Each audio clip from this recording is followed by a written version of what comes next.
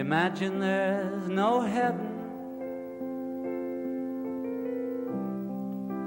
It's easy if you try. Human rights and labor.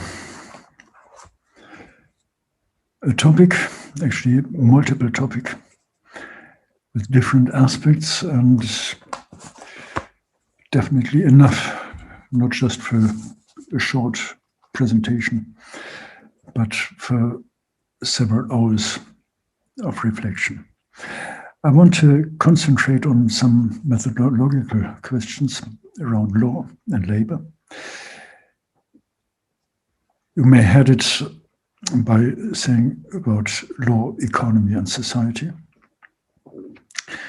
Then I want to look specifically at the understanding of work and labor in the Western Christian tradition, and coming to the end towards the question of rewording actually our understanding of the relationship between human rights and labor and work. So what is law actually about? This is the first question, especially when we're looking at law and human rights, because law in general is understood or is linked to the question of the state, the nation state, as the only power who can issue law, issue acts. Having said this, we have the Universal Declaration of Human Rights that in actual fact refers in Article 23 following to work. Everyone has the right to work, to free choice of employment, to just and favorable conditions of work, and to protection against unemployment. Everyone, without any discrimination, has the right to equal pay for equal work. It makes reference then as well to the right to rest and leisure, to holidays, paid holidays, and the living standard, health conditions and other issues, including motherhood and childhood, as values, as protection, values that have to be protected. Now, this understanding is limited, definitely,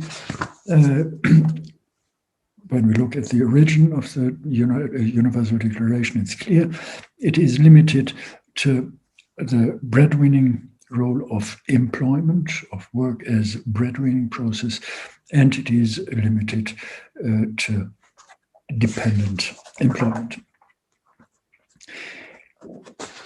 This links to the general issue of law as being codified norms.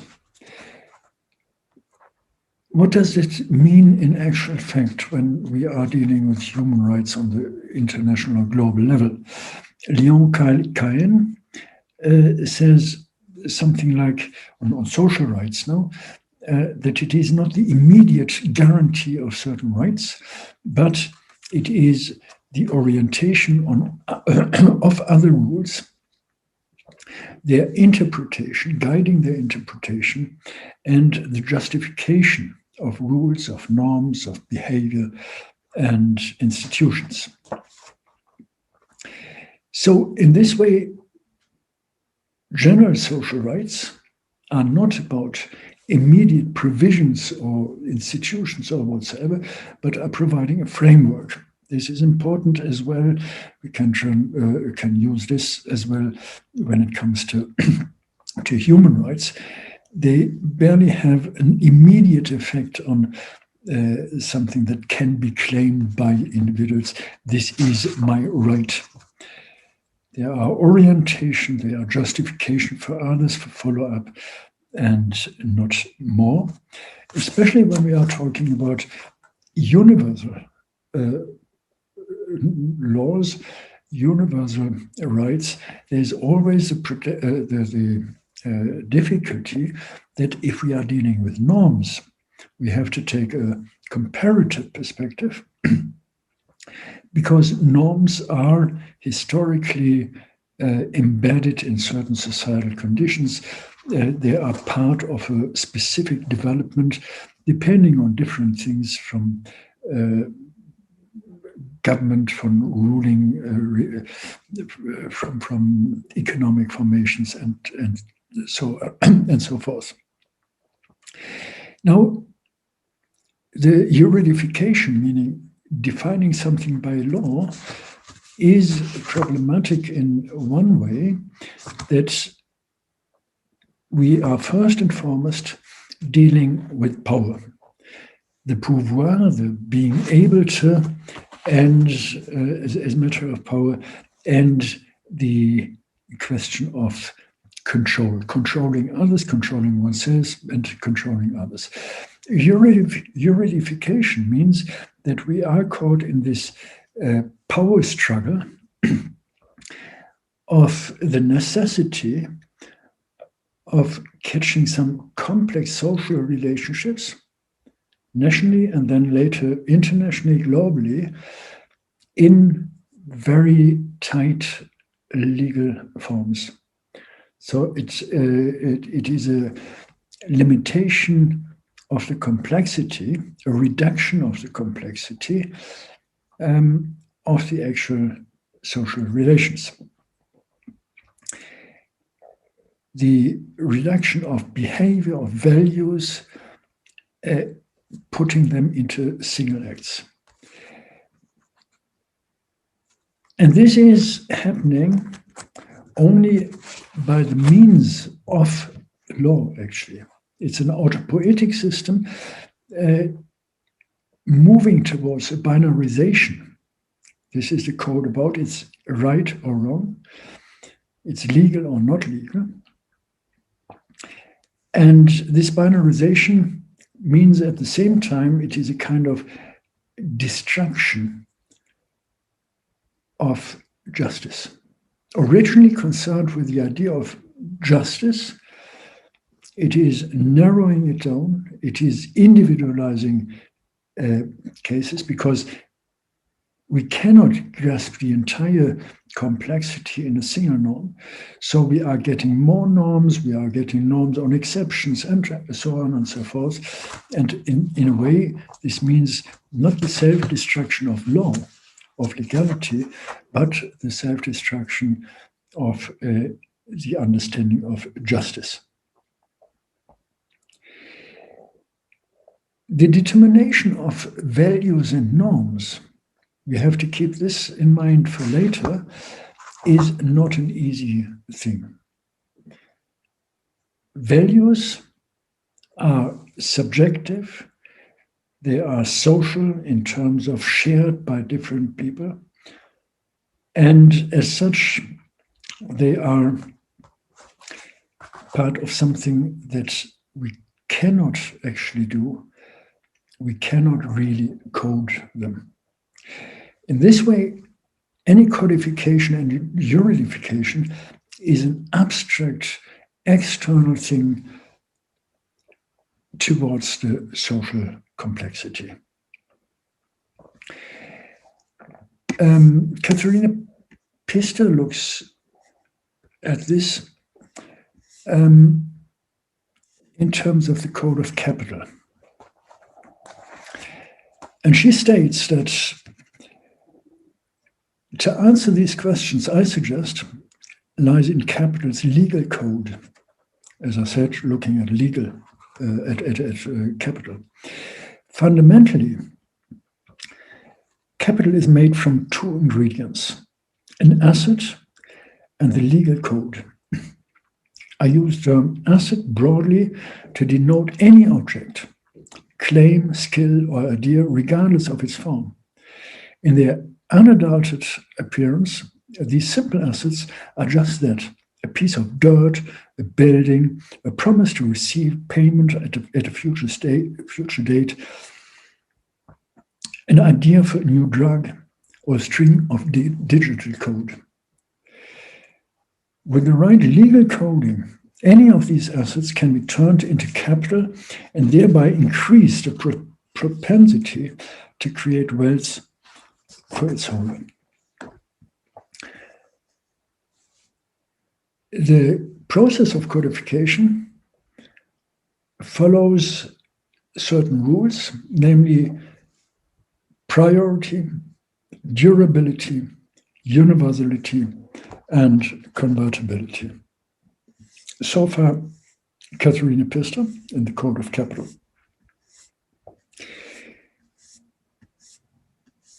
To limit a little bit, at least, the complexity and reflecting my knowledge,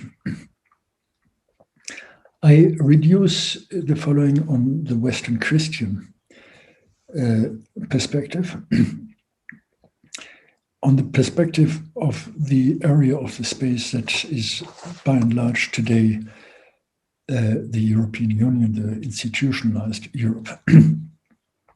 Even if we have within this space already huge differences, we have such difference even more so when we go to Africa, when we go to Asia, Latin America, South America, or whatsoever.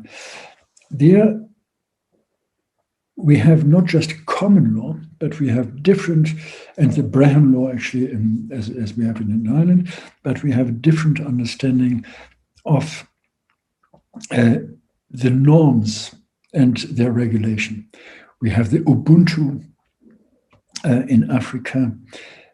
We have other traditions than Roman law, and we have a certain form of solidarity reorientation in Asia. It's not the individual, but it is society that counts more. Looking at the norm of work and labor, as I said, taking the Western Christian perspective, we all know that in the beginning there was not the word, but the quest for knowledge.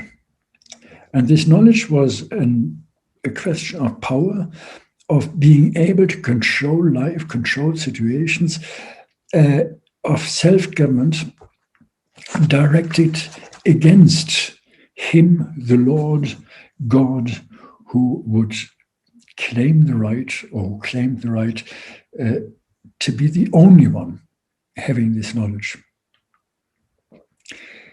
And of course, taking from the tree of knowledge ended up with punishment.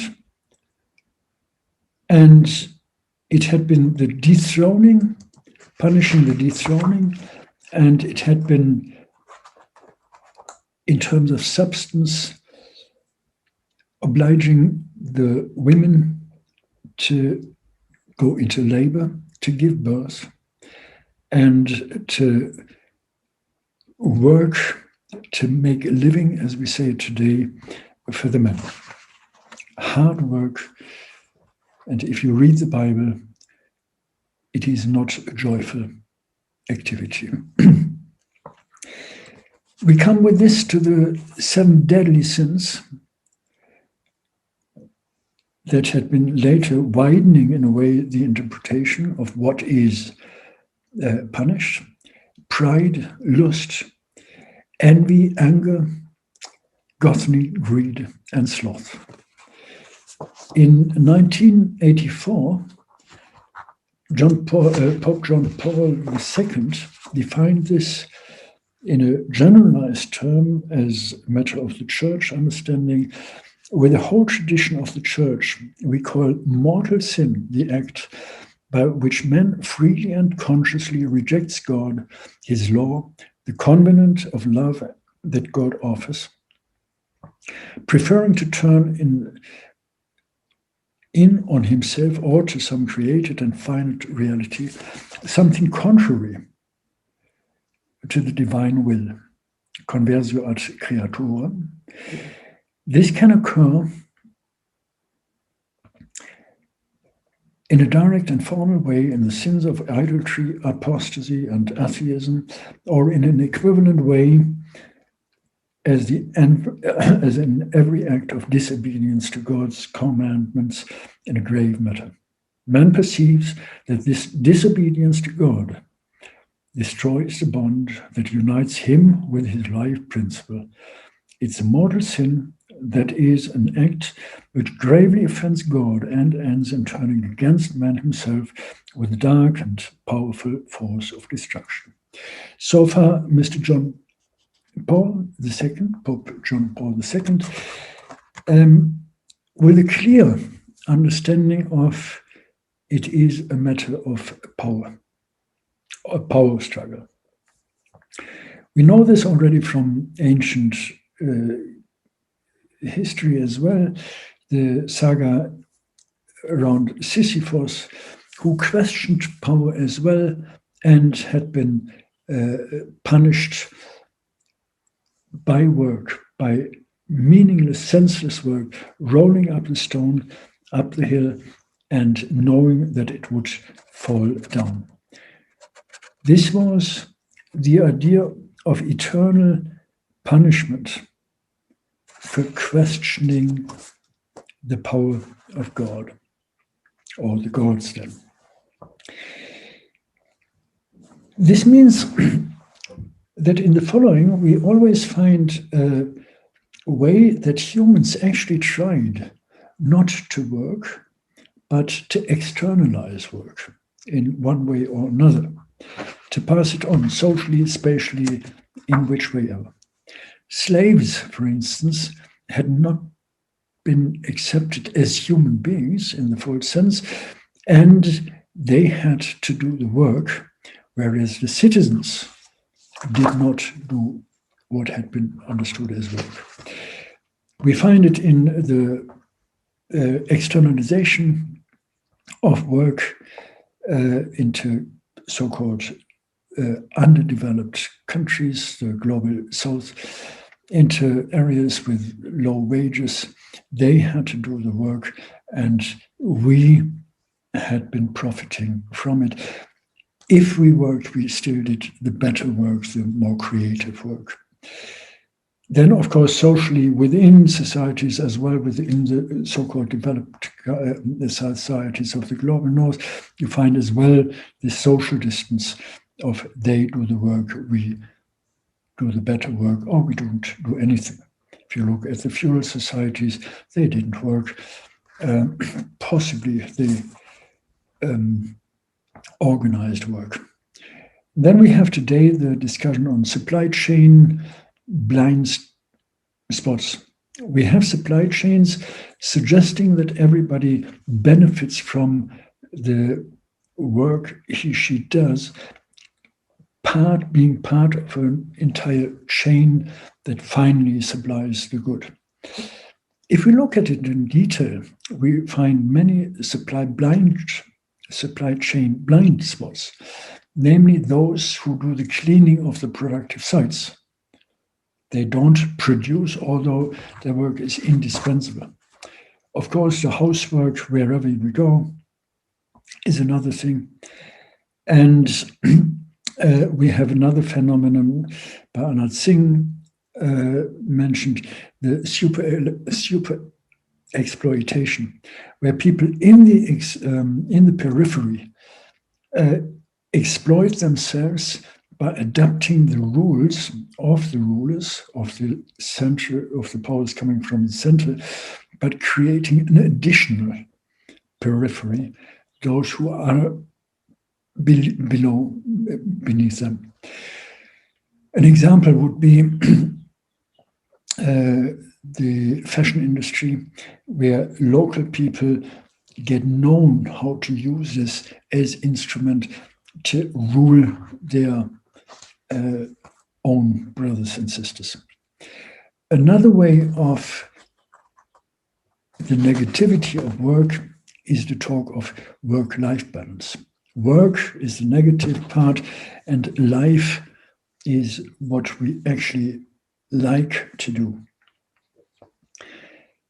On a completely different level, you find it when Bill Gates says in an interview,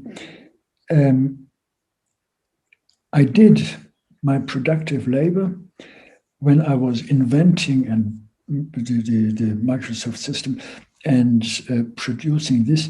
And with this, I made so much money that I actually can do good now, can do other things that are more important. On the other hand, we find the need to work defined societally, even if it is what David Graeber calls a bullshit job.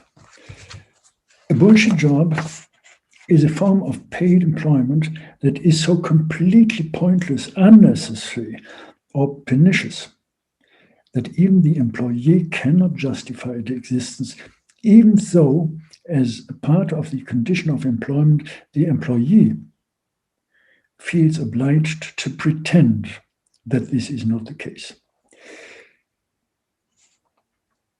Huge swaths of people spend their days performing tasks they think themselves they are not really needed, they do not contribute to their own satisfaction and to society. It is making pointless jobs, pointless work for the sake of keeping the machine running. As Enterprise 1 has a receptionist, Enterprise 2 needs as well a receptionist, even if it is only the show effect, let's say it in this way. And the moral and spiritual damage coming from this is enormous, although we do not talk about it. Because we are not allowed to honestly say, my work is useless, is pointless, I shouldn't do the work. Is this a matter of dignity of work? I don't. And so does, of course, David Graeber. Marcuse came up with a capitalist anthropology, suggesting that life is presented and perceived as something negative, as a plight, as alienation.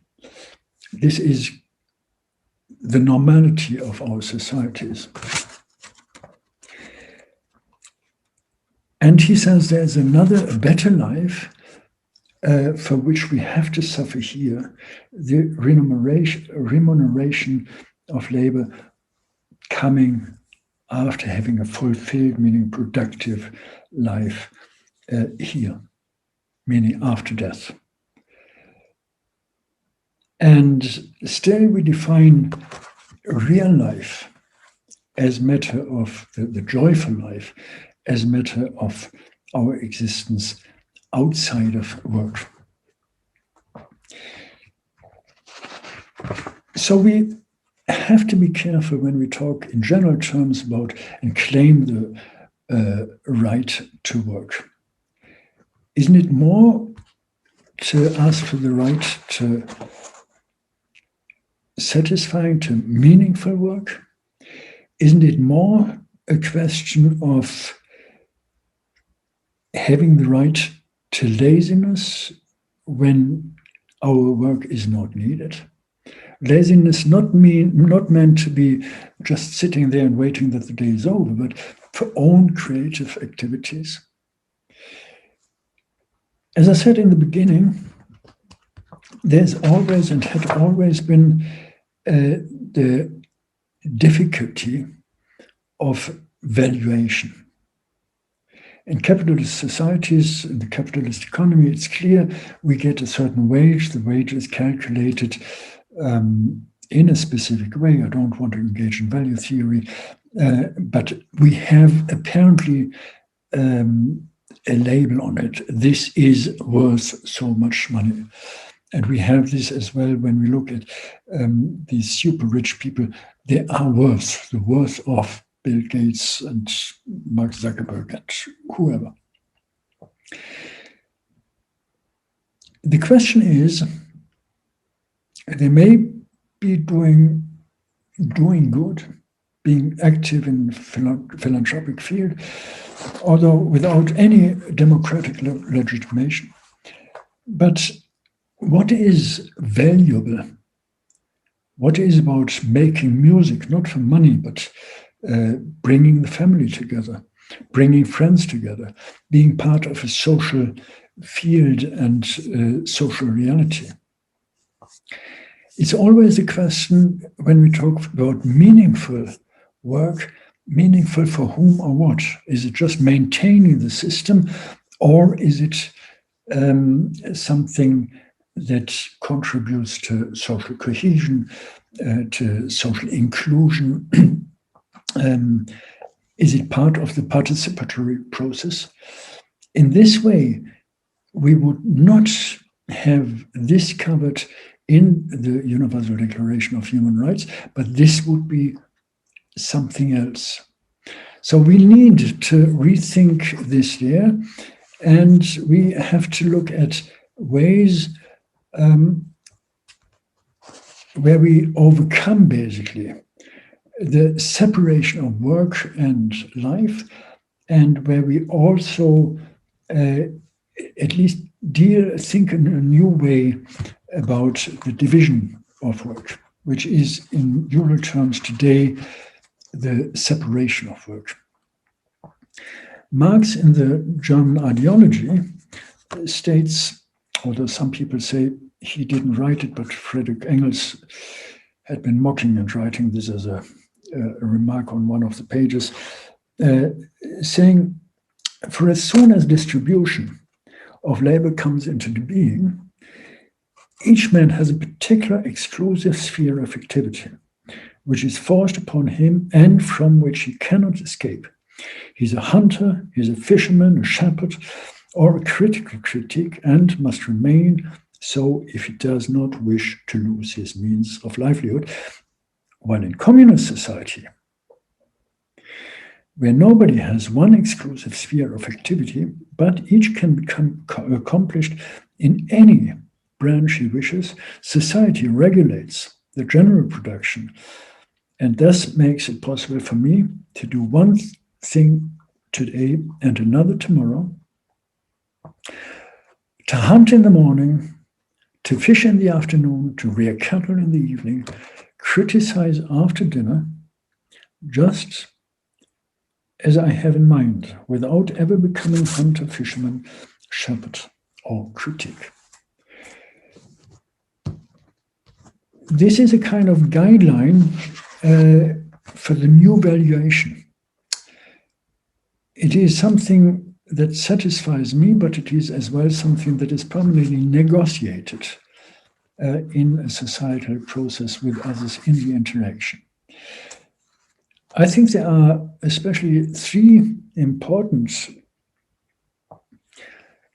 perspectives we have to discuss in looking at human rights and labor. It's the UBI, the Universal Basic Income. It is the cooperatives when it comes to a wider understanding of organizing work, not just a profit orientation of employment. And it is the reduction, or better, the redistribution of what is called employment.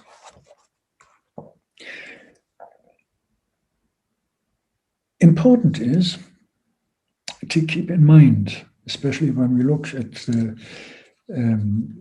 arguments against UBI, that people will not just stay at home and wait that the day is over because they get automatically the income. This may be the case for a short period of time, but basically humans are social beings. And as such, they are active beings. They want to be active. And this means as well they want to be interactive, work together, be active with others together, be directly engaging with others or knowing that they are part of a process feeding into a larger process. And they want to be creative. And with this, they want to be contribute to what is society about. there is so much argued against UBI, and there are so many arguments against, and some of them obviously understandable and even correct, at least for a time being. But if we keep in mind these 4 points that I just mentioned, active, contributive, socially linked, and creative, we soon come to the understanding that people will be active, will work, although not in the understanding of employment as we have it today. Looking at resources and benefits, we simply have to think more about a redistribution in the productive process, not ex post, after making money, as Mr. Bill Gates does, distributing it for the good, whatever this good is, but already thinking about this in the productive process. Justice, if we want, as a criterion of assessing work, and not simply the right to work as a codification of the asset work, but the understanding of a right to work as a matter of justice, and justice being a matter, this seems to be tautological, of the right to be human. I hope these are some inspirations to think further and not to limit our thinking on what we already have, but society progresses, is at least possibly progressing, and this is an opportunity we should take. Thank you.